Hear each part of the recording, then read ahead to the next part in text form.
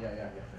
Solo les voy a pedir a ella que nos escuchen para que David ahí. O sea que no lo vas a escuchar vos. No me escuchaba que esté hablando. Sí, pues no la pregunta, por ejemplo. Ya. Ya. Vamos a probar micrófonos con el presidente y con Daniel. Por ahí nada más como llega la señal. ¿Qué quieren que hable? 3, 2, 1, probando audio, 3, 2, 1. Bien. No, eso voy a hacer, En directo a través de Radio Nacional. 2, 3, probando Transmisión sonido. de Radio Chévere. Hoy 14 de julio estamos listos para ¿Está bien? conversando con el presidente. ¿Cómo está? David ahí.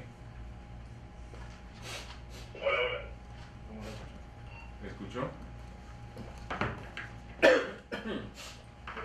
Ah, bueno, está bien. No. O sea que sería bueno que una botellita de agua. El programa conversando con el presidente. Un vasito y una agua y agua.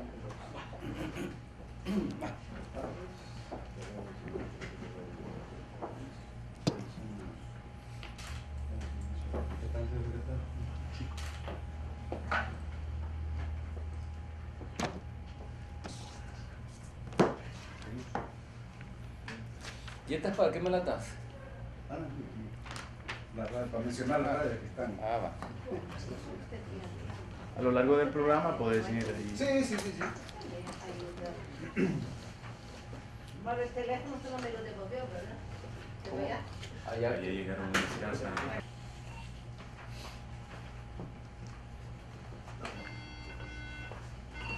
David, van a ser las 11, procuremos entrar puntuales. ¿Cuánto tiempo nos queda para poder hacer la presentación? 50 segundos, último comercial, y de ahí entramos. Voy con transmisión y de ahí la presentación. Ok, 50 segundos. Cuando queden 15 me avisan. La presentación tiene, Daniel, la presentación tiene 6 segundos. Entonces, ahí está escuchando el aire. Y al fondo, Entonces, no, tiene 6 segundos después de...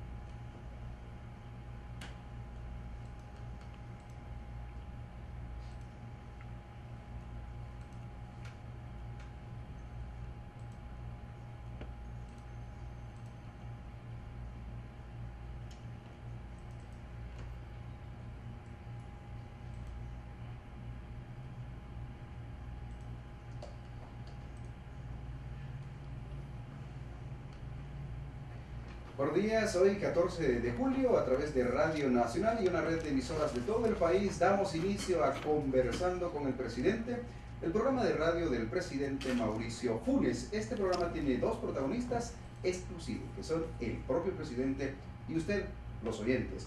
Es un programa que el pueblo salvadoreño tiene a su disposición para comunicarse directamente con el presidente para hacerle llegar inquietudes, necesidades, problemas y sugerencias que crea necesarias.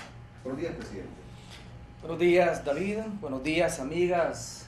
Buenos días, amigos. Muchas gracias por sintonizarnos a través de Radio Nacional y las demás estaciones y emisoras que retransmiten este programa. Así es, para facilitar la comunicación con ustedes, amigos y amigas radioescuchas, hemos habilitado una línea telefónica que es gratuita y muy fácil de marcar. Y también de recordar 135-135, como usted lo prefiera. Además pueden también enviarnos mensajes a través del sitio web www.conversandoconelpresidente.com.sb. Desde donde usted se encuentre, pues también puede sintonizarnos a través de este sitio, y sobre todo los hermanos y hermanas que se encuentran fuera de nuestro país. Bien, presidente, vamos directamente al contenido de este primer programa, Conversando con el Presidente. Esta semana hemos tenido la importante visita del secretario general de la OEA, que vino para conocer de modo directo el proceso de pacificación que vive el país a raíz de la tregua entre pandillas. Ha sido un gran apoyo también para la tarea de seguridad del gobierno, presidente. Bueno, esta visita fue solicitada días atrás, precisamente cuando Monseñor Fabio Colindres, quien es el mediador que ha logrado en representación de la Iglesia Católica el pacto entre las dos pandillas rivales, la tregua entre las dos pandillas rivales, en una visita a la OEA y particularmente una reunión con el secretario general de la OEA, el secretario Insulza, ahí se planteó la posibilidad de que el secretario pudiera venir y verificar in situ lo que estaba ocurriendo en el país. Y es porque sencillamente, por primera vez en muchos años, no habíamos tenido una reducción tan significativa en el número de homicidios y otros delitos asociados a las pandillas, particularmente las extorsiones y algunos secuestros, los secuestros express. Yo leí esta mañana una entrevista que un periódico le realizó al secretario Insulza, y ahí él expresa lo que también hablamos en nuestra reunión privada que tuvimos como parte de los 2 días en que estuvo acá en el país. Él lo dijo en Washington, lo dijo también acá, cuando se reunió conmigo, lo ha dicho ante los medios de prensa nacionales e internacionales. Él cree que este es un proceso que va en serio y que está produciendo resultados, y que además de eso no se trata de una tregua de carácter circunstancial, como han señalado algunos detractores de este proceso, que han llegado a decir incluso que se trata de una tregua que está pegada con saliva y en cualquier momento, dependiendo de la voluntad de los líderes que la han suscrito, pudiera terminarse con ella y con los beneficios que ésta supone. Yo lo he estado diciendo en forma reiterada, el gobierno no ha negociado, ningún miembro del Gabinete de Seguridad Pública, ni el ministro, ni el viceministro, ni el director de la corporación policial, ni el director del organismo de inteligencia del Estado, ningún delegado de ellos, y mucho menos este servidor como presidente constitucional de la República, se ha sentado a negociar con las pandillas. Vino la solicitud, y vale la pena hacer un poco de historia, porque a pesar de que lo hemos aclarado, todavía hay dudas en algunos sectores, que yo diría que con mala intención y en forma mezquina, sin reconocer los resultados de esta tregua que se ha producido en las semanas que tiene de vigencia, siguen insistiendo en que hay cosas ocultas que se han negociado. Todavía ayer escuchábamos a funcionarios de otros órganos del Estado, a sectores de la empresa privada, decirle al propio secretario general Insulza que ellos no han visto transparencia en el manejo de esta tregua. La solicitud de la tregua se la hicieron los propios pandilleros a Monseñor Fabio Colindres y a Raúl Mijangos.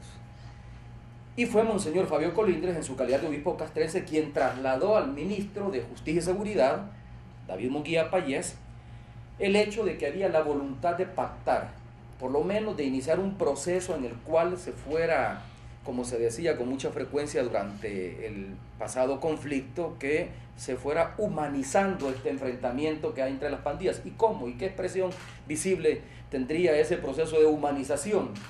El suspender todo tipo de ejecución sumaria o asesinato entre los miembros de las pandillas. Ya el mismo ministro venía diciendo que la mayor parte de los homicidios que se venían cometiendo en el país son precisamente ejecuciones sumarias por la disputa de territorio. Las pandillas se dedican fundamentalmente al narcomenudeo. Tienen 2 formas para vivir, las extorsiones y el narcomenudeo.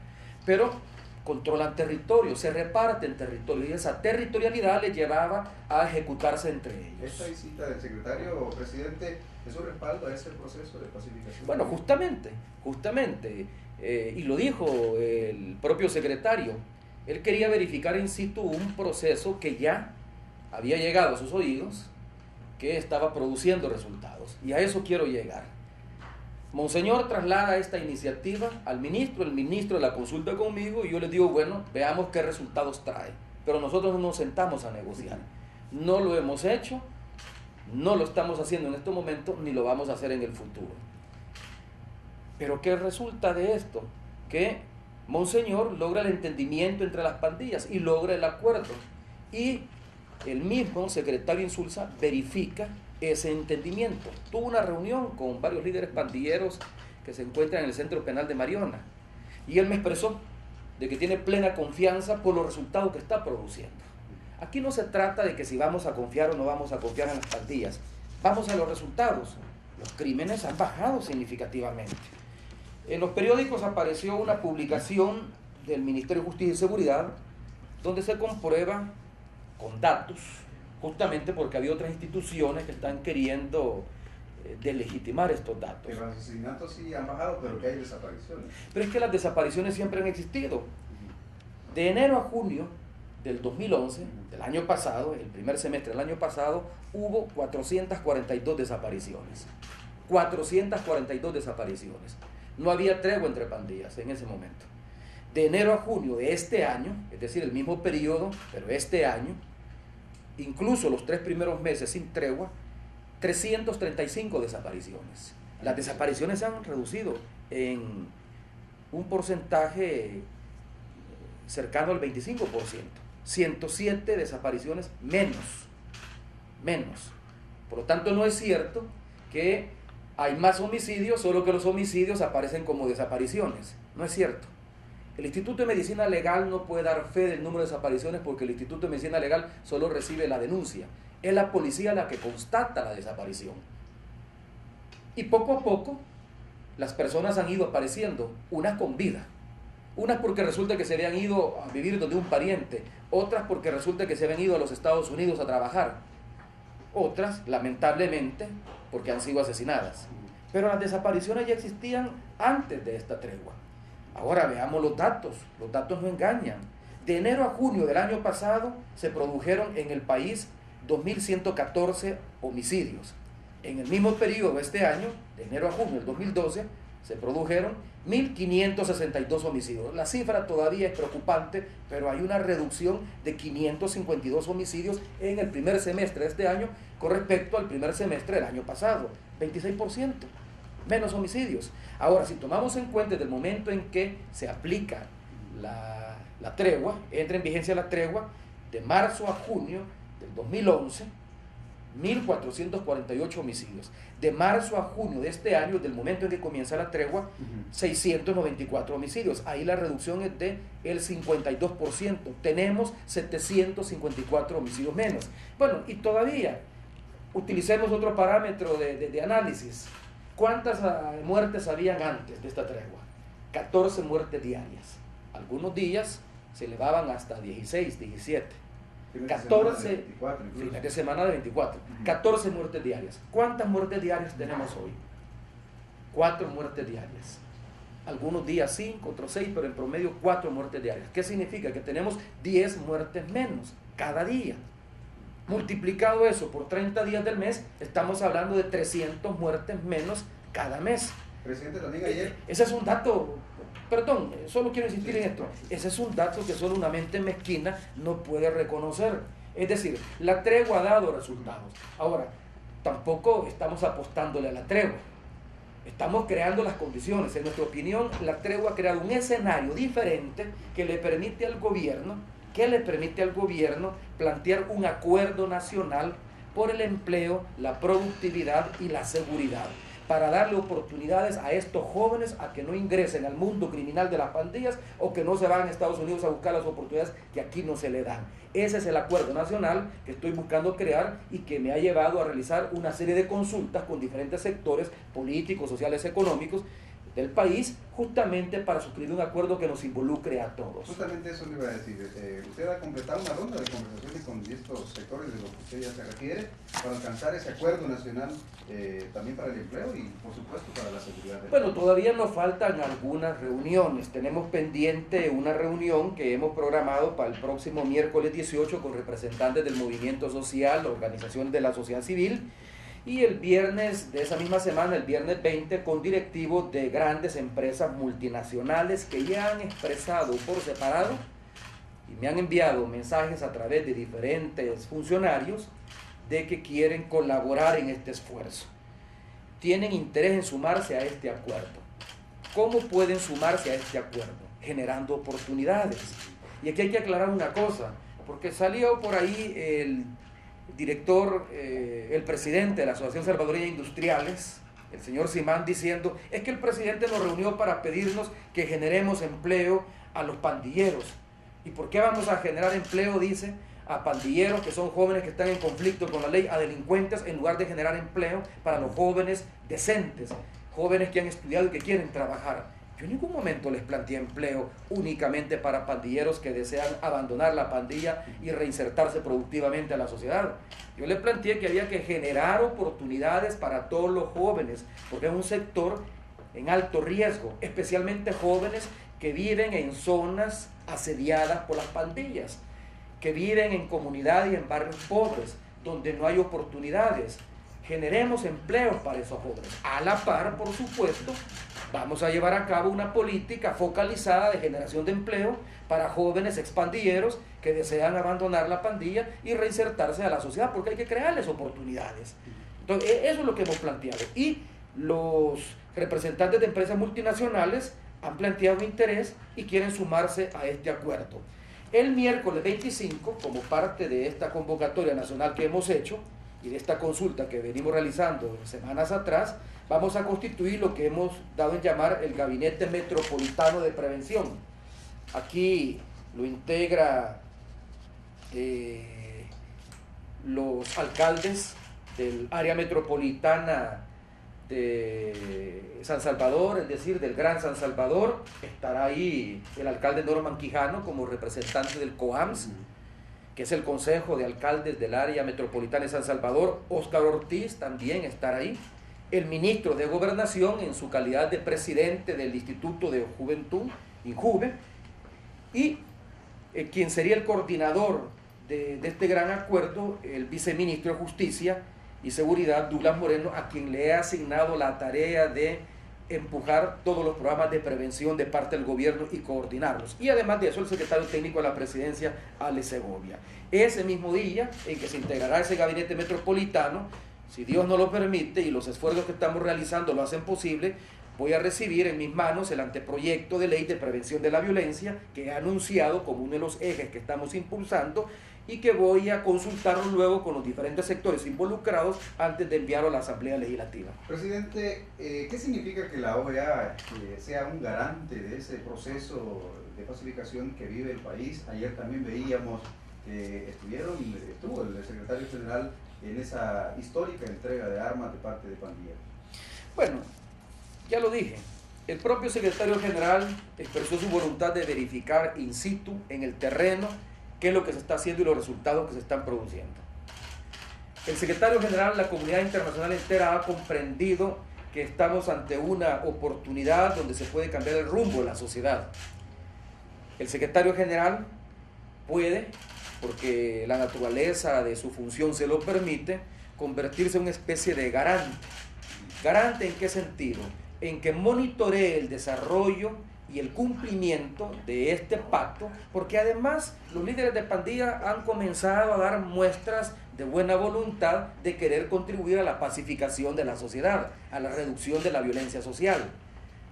Bueno, a los pocos días en que yo pronuncié una cadena nacional de radio y televisión, donde expresé mi preocupación como gobernante, como jefe de Estado, por la cantidad de feminicidios que se habían dado en el país luego de dos hechos que conmocionaron a la opinión pública nacional, el asesinato de una joven atleta, campeona centroamericana de lucha, que había desaparecido y luego apareció su cadáver a las pocas semanas de haber desaparecido ella, y también la agresión que un diputado de la Asamblea Legislativa ejerció contra su esposa. Esto me llevó a expresarle al pueblo salvadoreño la voluntad de poner todos nuestros recursos y toda nuestra voluntad para hacer posible el combate de la violencia intrafamiliar, de la violencia de género, de la violencia contra la mujer.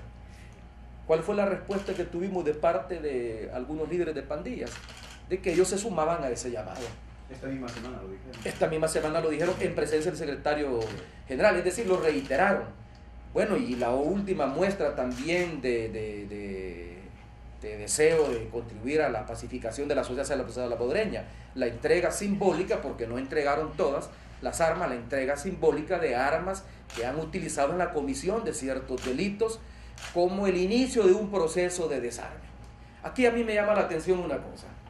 Hay medios de comunicación que titulan el hecho de ayer no como el inicio de un proceso de desarme, o como una muestra más de la voluntad que están expresando las pandillas sin recibir beneficio alguno a cambio de ello por parte del gobierno, porque todo lo que ellos han obtenido dentro de los centros penitenciarios está comprendido entre los beneficios que contempla la ley penitenciaria. No son concesiones del gobierno, son beneficios, son derechos que les asisten porque así lo establece la ley. Pero bueno, en lugar de dar a conocer que se inicia un proceso de desarme y que el secretario general se compromete también como parte de su rol como garante a que este proceso continúe, que no se agote únicamente a la entrega simbólica de armas que hubo ayer en el centro capitalino. En lugar de eso, ¿qué es lo que ponen? Que la policía verificará el estado de las armas o que si han participado o no en la comisión del delito. Claro, esa es la función. Esa es la función. Bueno, y todavía algunos insinuaron que por qué no se les capturaron.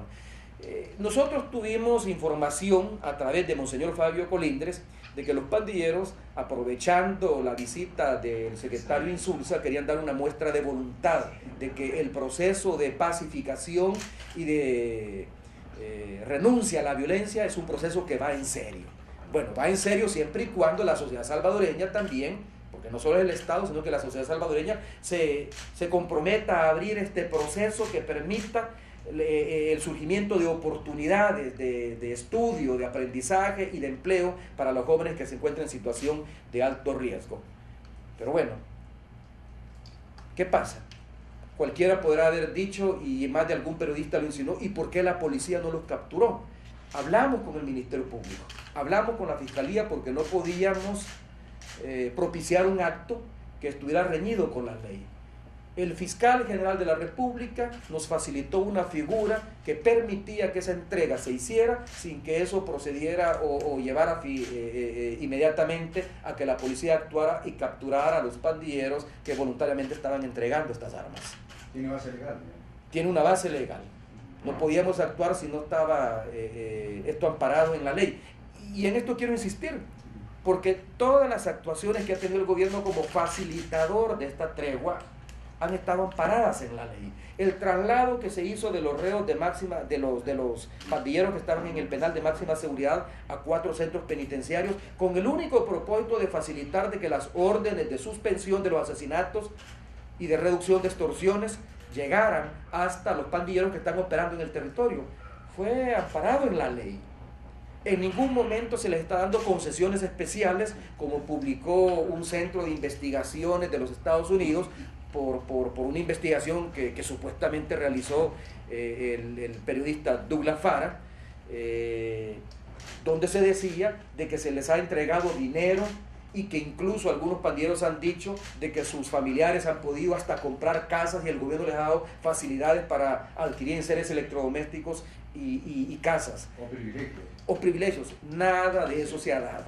Lo digo como presidente de la República porque es importante. No se le ha hecho ninguna concesión, no se le ha dado ningún beneficio adicional. Pero todo este proceso al que he estado haciendo referencia, que comienza con la reducción de los crímenes, que como hemos visto de acuerdo a las estadísticas proporcionadas por la policía, los crímenes se han venido reduciendo, que ha pasado también por no considerar ya a las escuelas y a los institutos como centros de operación de las pandillas, de reducir la agresión contra las mujeres, de reducir por lo tanto los feminicidios, de entregar armas. Todos estos gestos, el secretario general los ha podido constatar y va a ser garante de que estos gestos continúen. ¿A cambio de qué? Se pregunta la gente. No les estamos dando beneficios, no le estamos haciendo ninguna concesión especial, no le estamos dando ningún trato especial. ¿A cambio de qué? A cambio de que las pandillas desaparezcan en la medida en que desaparece el motivo o la causa de su surgimiento, que es la falta de oportunidades laborales y de estudio para jóvenes que viven en situación de alto riesgo. Presidente, vamos a ir a una breve pausa y luego vamos a regresar. También le recordamos a usted, amigo y amiga que nos escucha a esta hora de la mañana, que puede participar llamando al 135 o bien también enviar su mensaje a www.conversandoconelpresidente.com.sb. Bien, al regresar vamos a hablar, presidente, cómo sale del conflicto de la Sala de lo Constitucional y la Asamblea Legislativa. Vamos a conocer también. Queremos informarles que estamos en vivo a través de Radio La Chévere 100.9 FM, también a través de Radio Ranchera 106.5, YSKL 104.1, también en Qué Buena 88.9, también en Coco, en Sonsonate, Radio Coco en Sonsonate 94.9, Soda Estéreo de Santa Ana 105.3, también en Caliente, Radio Caliente de San Miguel 90.1, y por supuesto a través de las 22 emisoras de ARPAS, la Asociación de Radios y Programas Participativos de El Salvador. Ya regresamos.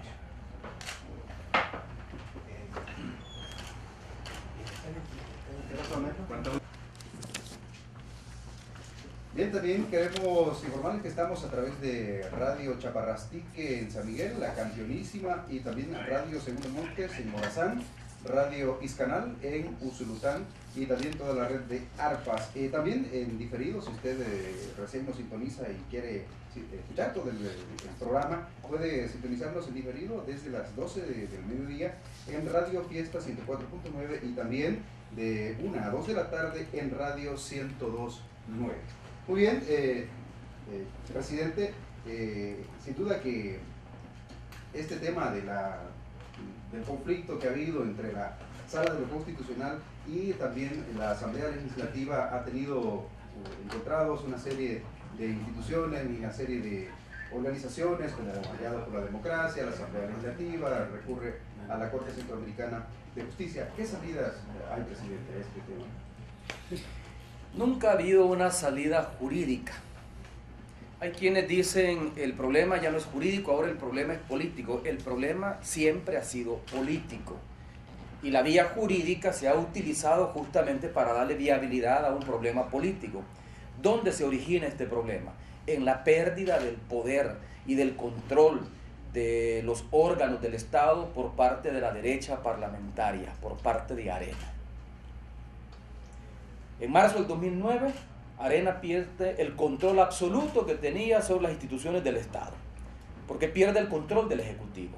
Arena controlaba antes el Ejecutivo, la Asamblea Legislativa, construía la mayoría necesaria para pasar las leyes que le convenían al gobierno y que le convenían al partido, controlaba también, a través del control que ejercía sobre la Asamblea Legislativa, la Corte Suprema de Justicia, el Ministerio Público, la Fiscalía General de la República, controlaba además la Corte de Cuentas como un órgano que aunque se elige con mayoría simple, pero justamente eso facilitaba el que Arena no tuviera que hacer o pactar con otras fuerzas políticas para poder tener el control de esa institución del Estado. ¿A qué quiero llegar con esto? En marzo del 2009, Arena pierde el control del Ejecutivo y pierde el instrumento que le permite controlar también otros órganos del Estado. Llegamos a las elecciones y por la fragmentación que sufre Arena en septiembre del 2009, Arena se encuentra debilitada y la correlación de fuerzas no le favorece al interior de la Asamblea Legislativa. La correlación de fuerzas le favorece a otras fuerzas políticas que hacen la mayoría calificada necesaria para elegir magistrados y para elegir fiscal. ¿En qué parte de la Constitución dice que una asamblea solo puede elegir una vez? La Constitución lo único que dice que el órgano que elige a la Corte Suprema de Justicia o a los magistrados de la Corte Suprema de Justicia sobre la base de propuestas que hace el Consejo Nacional de la Judicatura y las asociaciones de abogados legalmente inscritas en el país es la Asamblea. La Constitución establece que la Asamblea es la que elige la Corte y además establece cómo la debe de elegir. Y dice que la elige a través de mayoría calificada únicamente. No dice que solo puede elegir una corte. No está claramente establecido. Dicen algunos, es que el espíritu del constituyente fue de que la elección se agota en un solo acto y por lo tanto no se puede hacer otra segunda elección porque eso viola la Constitución. ¿Cómo vamos a meternos a interpretar el espíritu del constituyente? Si eso hicieran los legisladores en Estados Unidos, apelar a lo que quisieron decir los constitucionalistas, tendrían que hacer referencia a lo que quisieron decir 230 o casi 240 años atrás. El texto de la Constitución es claro.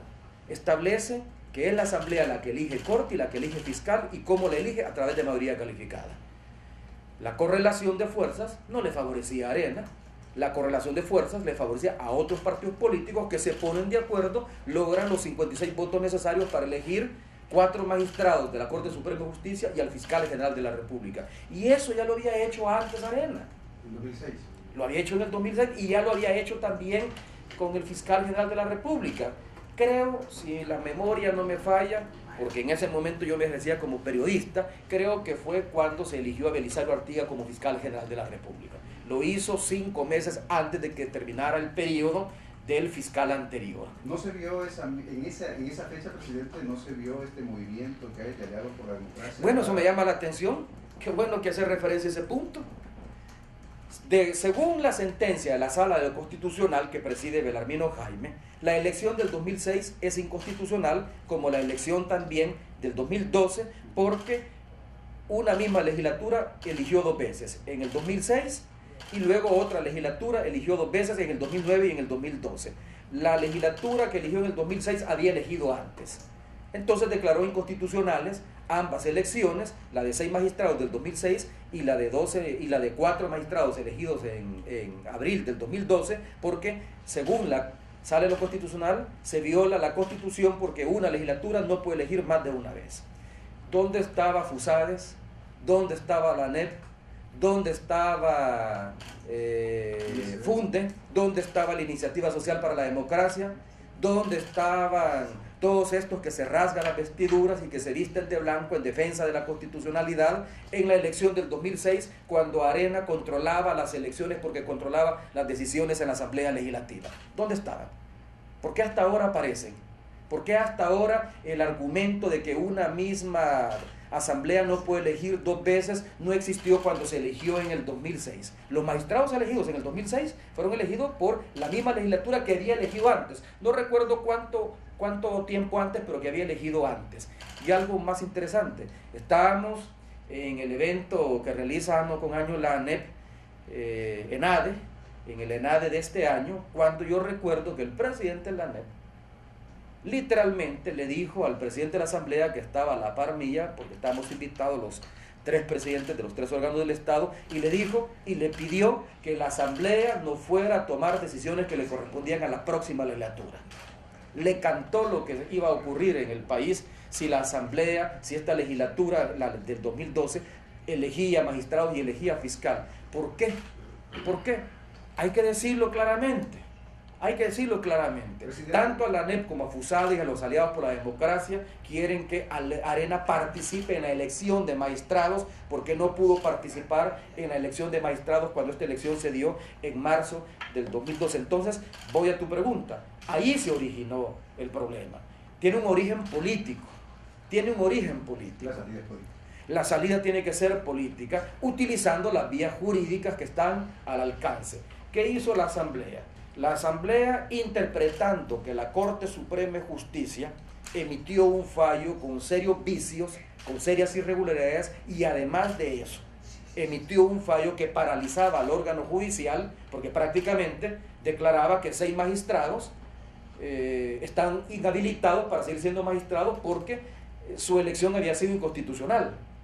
Y 4 magistrados, uno de ellos que iba a reemplazar a Néstor Castaneda, que terminaba su mandato, también no podía asumir su rol como magistrado porque su elección había sido inconstitucional. La Asamblea, interpretando que había habido también una intromisión y un exceso de atribuciones por parte de la Sala de lo Constitucional, porque prácticamente está reformando la Constitución a través de sentencias, recurre a la Corte Centroamericana de Justicia. Y la Corte Centroamericana de Justicia, que en opinión de mis asesores jurídicos, tiene competencia para conocer de estos casos, porque así lo establece el Estatuto de Tegucigalpa, que en el momento en que el estatuto se aprueba, fue firmado por el entonces presidente de El Salvador y fue ratificado por la Asamblea Legislativa y por lo tanto se convierte en ley de la República.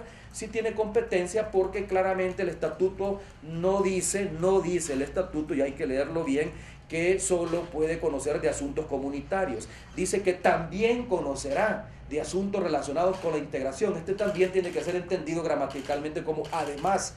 Significa que lo único que no puede conocer, de acuerdo a este estatuto, la Corte Interamericana de Justicia, son asuntos relativos a derechos humanos, porque para eso existe la Corte Interamericana de Derechos Humanos. Por lo tanto, viene, y con esto termino para ser breve, viene la Corte Interamericana de Justicia, admite el recurso, suspende el acto reclamado. ¿Y qué significa?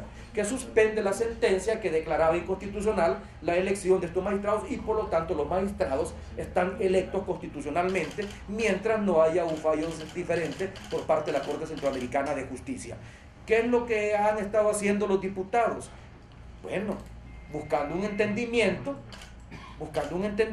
para que el órgano judicial no se paralice. ¿Cuál debe ser la labor del presidente de la República? Propiciar este entendimiento. Y lo he hecho.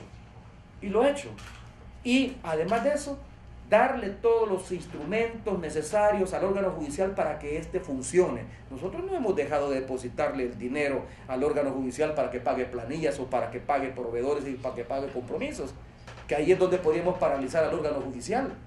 Yo no he utilizado la fuerza pública para impedir que se instale uno o para asegurar que se instale otro. La policía, a mí me parece temerario de parte de la ANEP y de parte de Arena decir que el presidente de la República, en complicidad con el FMLN, ha intervenido para asegurar que los 4 magistrados, entre ellos Ovidio Bonilla, que tendrá que asumir como presidente de la Corte Suprema de Justicia el próximo lunes, se instalaran el pasado 1 de julio. Los policías únicamente llegaron a garantizar de que no hubieran problemas, como lo hicieron en la pasada sesión plenaria, donde, dicho sea de paso, los que provocaron desórdenes también fueron los que iban vestidos de blanco. A mí me llamó la atención que Jorge Dabú, presidente de la ANEP, haya dicho: responsabilizo al FMLN, responsabilizo a quienes interrumpieron una manifestación de carácter pacífico, y mientras tanto el Canal 6 pasando la imagen de una docena de sujetos vestidos de blanco golpeando a un sujeto vestido normalmente, golpeándolo salvajemente. Entonces, ¿quién estaba golpeando a quién? Al contrario, la policía impidió que golpearan al director ejecutivo de la ANEP. Si tanto le preocupa a la ANEP la intervención de la policía, tome en cuenta que la policía impidió que golpearan o que lincharan al director ejecutivo de la ANEP. Un oficial puso su propio cuerpo para proteger. Entonces, esa ha sido nuestra intervención. Pero nosotros consideramos que la única manera, y digo nosotros a nivel de ejecutivo, la única manera que este conflicto se resuelve es por la vía política. Que Arena y alguno de sus expresiones sociales y empresariales entiendan que la democracia, los problemas de la democracia se resuelven con más democracia, no con menos democracia. Y si aquí hay una repartición de poderes, y si el Ejecutivo ya no está en manos de ellos, y la Sala tampoco, y la Corte Suprema y el Ministerio Público tampoco, entonces que dejen que funcionen. Presidente, se dijo en esos días también, y bueno, a lo largo de todo este proceso, que se están poniendo en riesgo las inversiones del país, y que ya la inversión extranjera y la inversión nacional... Para los detractores del gobierno, cualquier razón pone en riesgo las inversiones. A ver, veamos. A mí me llama mucho la atención. Cuando teníamos 14 homicidios por día, cuando éramos el país con la segunda tasa más alta de homicidios en el continente, solo superado por Honduras, es decir, teníamos 68 homicidios por cada 100.000 habitantes, Honduras tenía 84 homicidios por cada 100.000 habitantes. ¿Qué decían los empresarios? Que por el clima de inseguridad, por ese nivel de asesinatos, aquí no venían inversiones. Eso es lo que decían. Y por lo tanto recibíamos menos inversiones.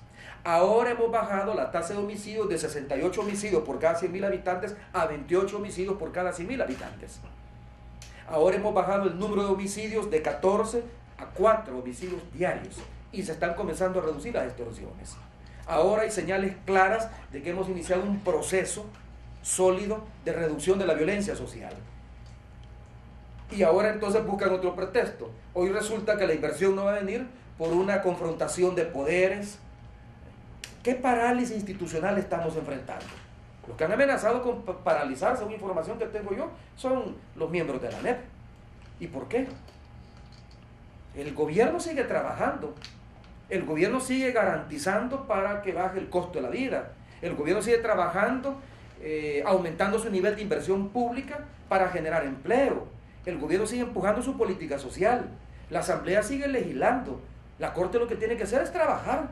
Eso es lo que tiene que hacer la Corte, trabajar. La Corte no solo tiene que emitir sentencias complicadas y complejas como las que emite la Sala de lo Constitucional. La Corte también tiene que iniciar un proceso depurado, un proceso acelerado de depuración del plantel judicial, porque todos los esfuerzos que realiza la policía se caen con decisiones arbitrarias, con decisiones amañadas que toman algunos jueces de la República y ponen en libertad a reconocidos criminales. Eso es lo que tienen que hacer. Las instituciones que tienen que seguir funcionando, y yo lo que tengo que garantizar es que las instituciones funcionen. Ese es mi rol.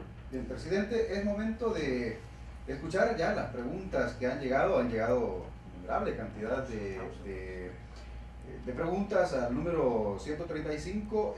Vamos a hacer una pausa, al volver vamos a escuchar las preguntas de nuestros amigos y amigas Radio Escuchas.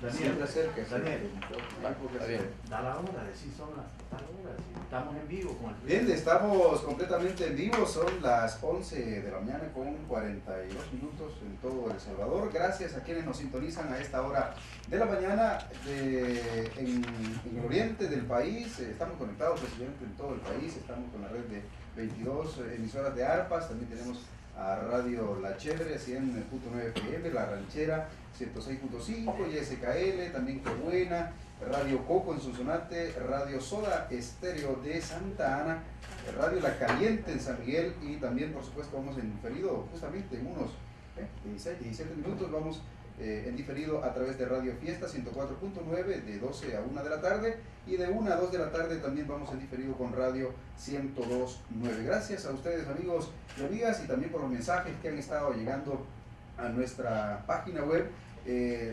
felicitándolo, presidente, y agradeciendo también porque este es un espacio histórico, ¿no?, de contacto directo con la población salvadoreña, con el pueblo salvadoreño. Tenemos ya los mensajes, también las llamadas. Tenemos en estos momentos la primera llamada, la escuchamos en estos momentos.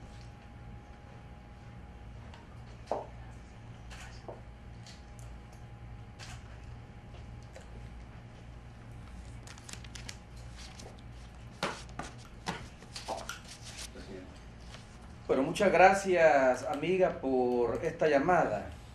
Usted tiene razón. Para el lunes está previsto que se aplique un incremento a la energía eléctrica del 0,69%, menos del 1%. Es un aumento pequeño, pero quiero aclarar cómo es que está funcionando el subsidio en estos casos. Primero, sepa usted que la decisión de aumentar el precio de la energía no es antojadiza de parte del gobierno, no es porque queramos afectar a la población. Casi la mitad de la energía que consumimos se genera a base de la quema de combustible. Y en la medida en que los precios de los combustibles suben en el mercado internacional, la energía que compramos, que es la energía generada a base de la quema de combustible, se vuelve mucho más cara. Y de alguna manera hay que trasladar ese incremento en el precio de la energía a quienes pueden pagar ese incremento. Y es importante, y a esto quiero llegar, porque como gobierno nosotros estamos subsidiando la energía eléctrica a los hogares que consumen hasta 200 kilovatios hora al mes, es decir, la inmensa mayoría. Tengo aquí los datos que me ha proporcionado el ministro de Economía. El 91% de los hogares salvadoreños, estamos hablando de más de 1.316.000 familias, se benefician con el subsidio y por lo tanto no pagarán ningún aumento. Quédense tranquilos. La amiga que acaba de llamarnos dice que vive en una casa pequeña y que solo tiene un refrigerador y algún otro enser electrodoméstico. Significa entonces que su consumo está por abajo de los 200 kilovatios hora. Por lo tanto, usted tiene subsidio y no tiene que absorber este incremento, no lo va a pagar. Claro, de pronto aparece una publicación en un medio de comunicación diciendo se incrementa el precio de la energía y entonces la gente termina creyendo que va a pagar más cuando realmente no va a pagar más. Únicamente va a ser absorbido por aquellos que consumen arriba de los 200 kilovatios hora, que son la minoría, que son menos del 10% de los hogares en nuestro país, y únicamente también será absorbido por el sector industrial y comercial. Porque no tenemos más recursos para que el subsidio sea mucho mayor. Ahora, esto es importante porque hay otros subsidios que tenemos también y que gracias a la llamada que ha hecho la amiga Radio Escucha, me permite la oportunidad de aclararlo. El gas, por ejemplo, el gas propano, cuando llevamos a cabo la focalización del gas propano, que no fue eliminación del subsidio al gas, sino que focalizamos el subsidio, significa que lo concentramos en aquellos que lo necesitan, porque antes, ¿quiénes recibían el subsidio? Lo recibían los contrabandistas. El subsidio lo recibían los contrabandistas que vendían el gas a un precio mucho mayor en Guatemala o en Honduras y que la compraban a precio subsidiado. ¿Quiénes lo reciben ahora? 1.206.000 hogares. Esto representa casi el 80% de los hogares salvadoreños, que son los que no pueden pagar el precio del tambo de gas a precio de mercado.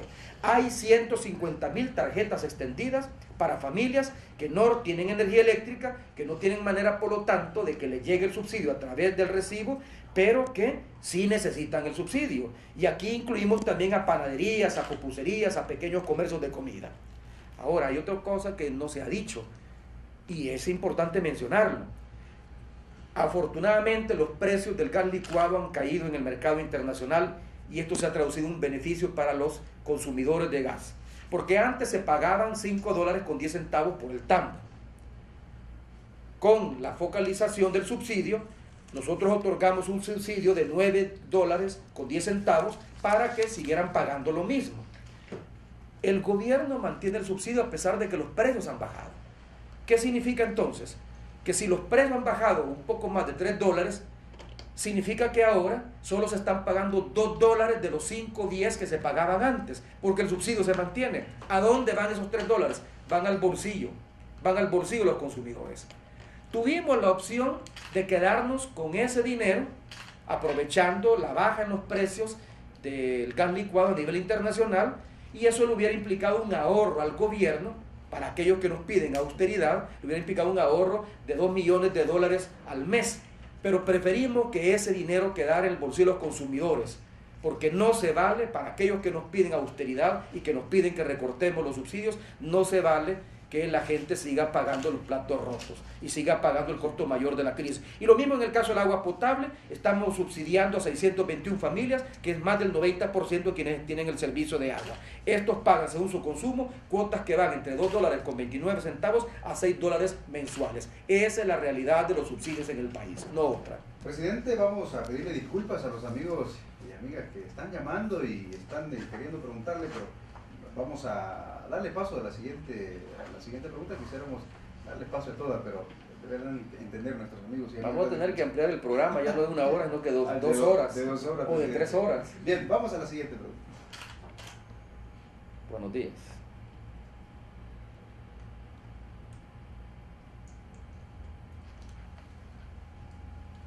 Bueno, agradezco esta pregunta porque la verdad que el Ministerio de Salud ha lanzado una campaña y espero que usted, amigo, y quienes nos están escuchando tengan conocimiento de la misma, y si no, pues yo seré uno de los voceros de esta, porque va orientada a que la población se vacune, sobre todo los sectores de mayor riesgo. Me refiero a niños y niñas menores de 6 años o adultos mayores o personas con enfermedad crónica, que este tipo de virus penetra con mayor facilidad. La gripe H1N1 es fatal para personas con enfermedades serias, y la única manera, amigo, de evitar la gripe es la vacuna. Los 6 casos de muertes provocados por esta gripe H1N1 y que aparecen en los medios de comunicación son casos de personas que no estaban vacunadas. El año pasado se aplicaron más de 1 millón de dosis de vacunas. Tengo aquí el dato: 1.170.700 dosis de vacunas. Entre mayo y junio de este año ya se han aplicado más de 600.000 vacunas. Esperamos que la cifra para el cierre del año aumente a 1.300.000 dosis de vacuna. Quiero aprovechar entonces para hacer un llamado a todos los que nos están escuchando para que se apliquen la vacuna. Destinen parte de su tiempo, protéjanse a usted y su familia, sobre todo a sus niños y niñas, o a sus adultos mayores, a sus abuelas y abuelas, a sus padres. Vaya al hospital, al centro de salud de la Red Pública Nacional o a los centros de salud del Instituto Salvadoreño del Seguro Social y aplíquese la vacuna. Como dice la propaganda del Ministerio de Salud Pública, la vacuna salva vidas. Así es, también las mujeres embarazadas tienen que acudir. Tenemos la siguiente pregunta en estos momentos. Adelante con la pregunta.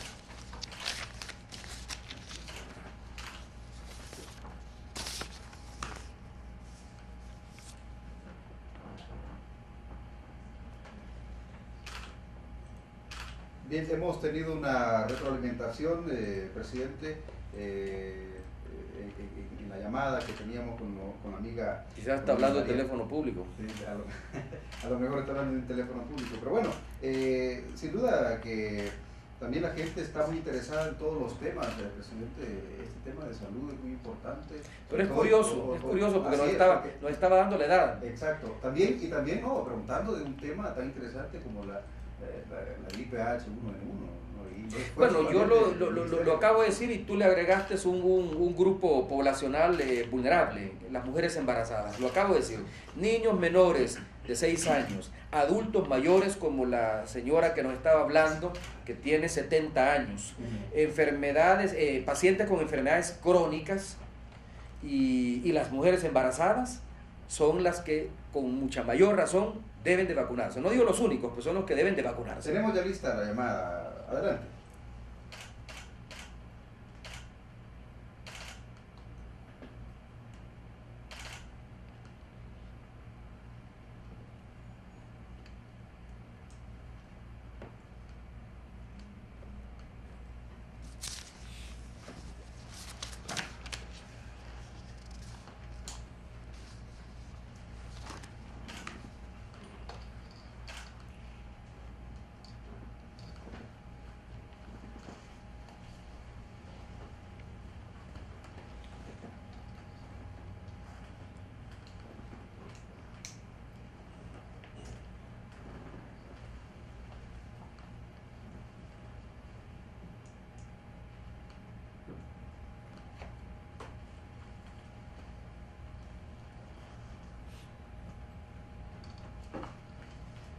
Bueno, presidente, 3 cosas básicamente las que nos estaba planteando la amiga Radio Escucha.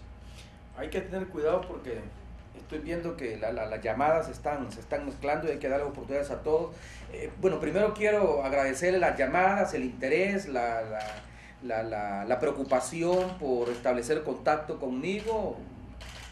Este programa está diseñado para 1 hora, pero si por último tenemos que darle más tiempo, que no me vayan a decir de que estoy ejerciendo una política autoritaria o dictatorial y estoy ocupando los medios de comunicación, pero si la población quiere platicar conmigo, con mucho gusto. Y dicho sea de paso, ¿qué presidente en el pasado iba a un programa de televisión en vivo? Yo recuerdo, porque yo hice entrevistas, que los presidentes pedían que se grabaran la entrevista, porque de esa manera si algo no salía bien se editaba. Yo voy en vivo y lo mismo aquí, si hay necesidad de estar más de 1 hora, lo estoy. Y estamos en vivo, presidente. Qué bueno, faltan 5 ya para las 12. Qué bueno, Daniel, que la señora hace referencia a una serie de programas y es una de las beneficiarias de ese programa. Qué bueno, porque en términos de vacuna, ella habla de la vacuna del neumococo, contra el neumococo. Esta vacuna, como muchas otras, está implicando un presupuesto asignado a vacunas que se ha cuadruplicado con respecto a administraciones anteriores. Este es el gobierno que más invierte en vacunas, número 1. Número 2, la entrega de útiles, uniformes y zapatos para 1.300.000 estudiantes. Es un programa de beneficio, pero hay que verlo en su doble dimensión. No solo está diseñado para que el niño o la niña de familia pobre que no tiene sus papás dinero para comprarle zapatos y que no lo manda finalmente a la escuela porque no lo puede mantener en ella, porque no tiene dinero tampoco para comprarle los útiles escolares. Ahora le estamos dando los útiles escolares, le estamos dando los zapatos, le estamos dando el uniforme. Es un proceso que ha tenido problemas, yo lo acepto, y yo espero que este proceso, o más bien este programa, no solo sea de este gobierno, sino que se mantenga en los próximos gobiernos, independientemente del signo ideológico del candidato que gane la próxima elección presidencial 2014. ¿Por qué? Porque es de beneficio para la familia, le implica un ahorro de gastos a la familia, garantiza la retención del niño en la escuela o de la niña, porque ya no tiene que gastar en uniforme o en zapatos. Además de eso, genera empleo. Hemos activado a innumerable cantidad de pequeñas empresas, sobre todo de microempresas, que se dedican a la confección de zapatos, a la confección de uniformes. Genera empleo. Entonces tiene un doble propósito, y este es un programa presidencial que forma parte de la creación de un sistema de protección social universal. Y ya decía ella lo del subsidio. Quiero anunciar una cosa: estamos trabajando en un perfeccionamiento del subsidio. Ya el subsidio también, si Dios nos lo permite y trabajamos con eficiencia, para finales de año o para el próximo año ya el subsidio ya no lo entregaríamos a través del recibo de energía eléctrica, sino que lo entregaríamos a través de una tarjeta. En eso estamos. El Ministerio de Economía está trabajando en eso. Me parece que está por hacer la contratación de la empresa que se encargaría de esto, de tal manera que usted, amiga o amigo, radio escucha, tendría una tarjeta donde no solo se le cargaría el subsidio al gas, sino que todos los subsidios los que tiene derecho, el subsidio al agua, el subsidio a la energía eléctrica, bueno, la energía eléctrica llegaría en el recibo, y lo mismo lo del agua, pero por ejemplo algunos otros subsidios como la pensión básica universal que damos a adultos mayores de 70 años en más de 30 municipios de extrema pobreza en todo el país, y los subsidios agrícolas que se dan a 500.000 de campesinos, de agricultores. Dios mediante vamos a implementar esta tarjeta con la cual usted va a ir al centro de distribución del gas y ya no va a tener que sacarse el dinero, los $10 o los $9 para pagar, sino que a través de la tarjeta lo va a pagar a precio subsidiado. Bien, queremos agradecer a la gente que está sintonizándonos en todo el país y también queremos pedirle disculpas a la gente que está queriendo pues que salga su llamada y salga su inquietud al aire. Recuerden, el número es 135, ahí aparecerá la forma en que usted puede participar y hacerle las preguntas directamente al presidente de la República. Tenemos la siguiente llamada, adelante.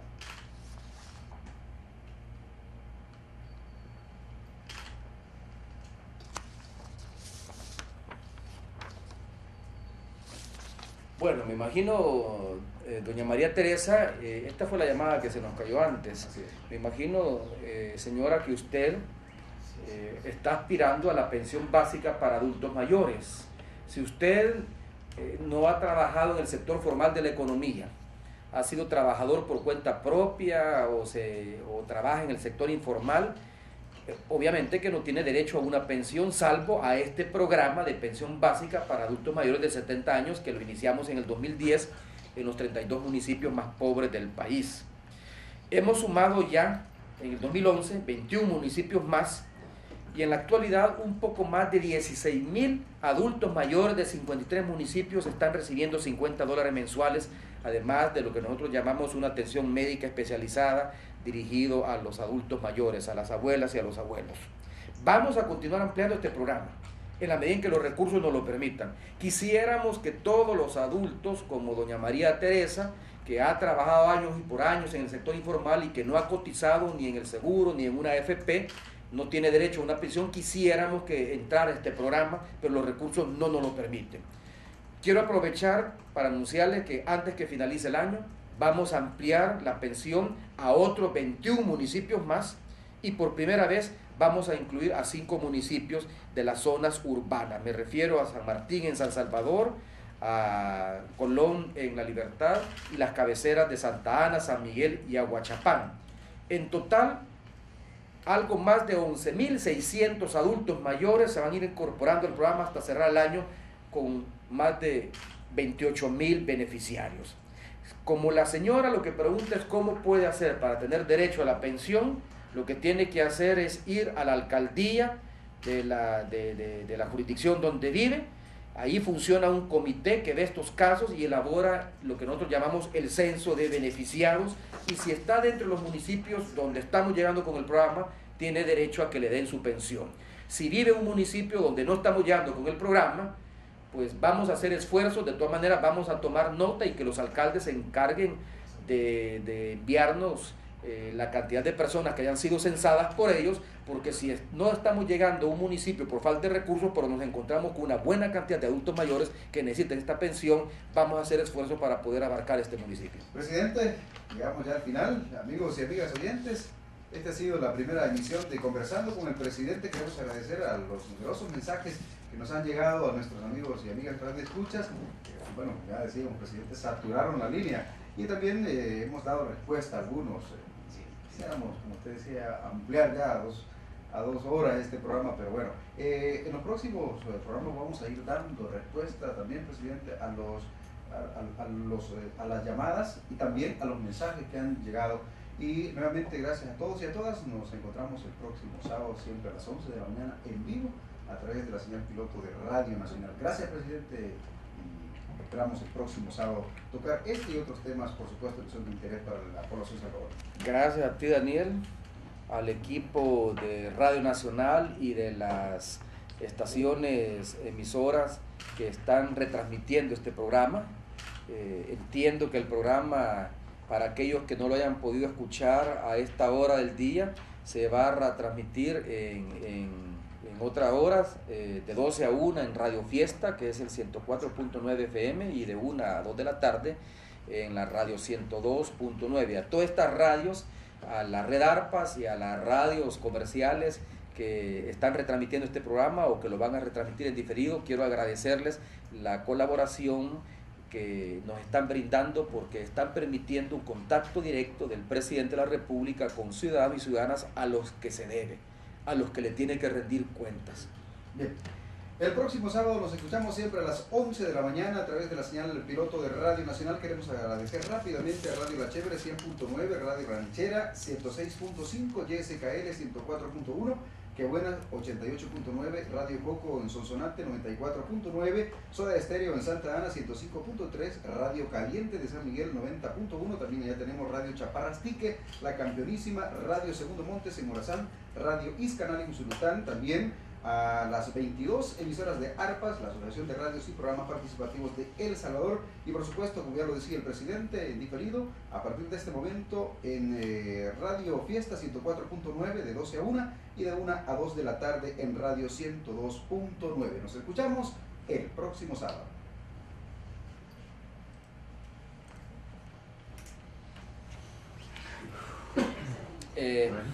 Retiro del señor presidente de la República y de la Santa